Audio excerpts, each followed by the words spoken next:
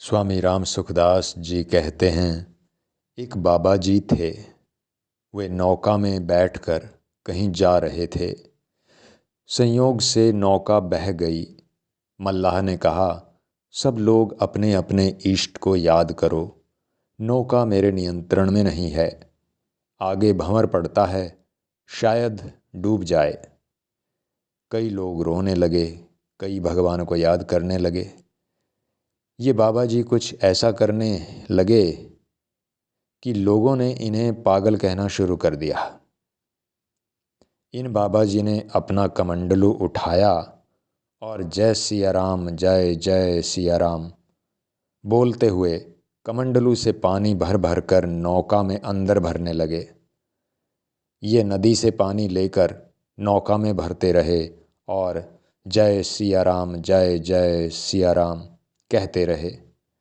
कुछ ही देर में नौका घूमकर ठीक प्रवाह में आ गई और नाविक ने कहा, अब घबराने की बात नहीं रही, किनारा निकट ही है। यह सुनकर बाबा जी नौका से जल को बाहर फेंकने लगे और उसी तरह जय सिया राम, जय जय सिया राम कहने लगे। लोगों ने पूछा कि तुम साधु होकर मूर्ख जैसा काम करते हो, लोग डूब जाते तो?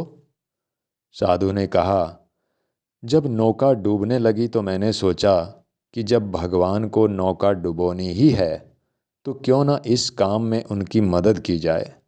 इसलिए मैं भी नौका को डुबोने के लिए नौका में पानी भरने लगा। जब नौका प्रवाह से निकल गई तो पता चला कि भगवान को तो नौका डुबोनी ही नहीं है। अतः मैं पानी को नौका से बाहर निकालने लगा। साधु होकर मुझे जीने मरने से कोई मतलब नहीं है। मुझे तो भगवान की मर्जी में मर्जी मिलाना है। इसी प्रकार हमने एक और बात सुनी है।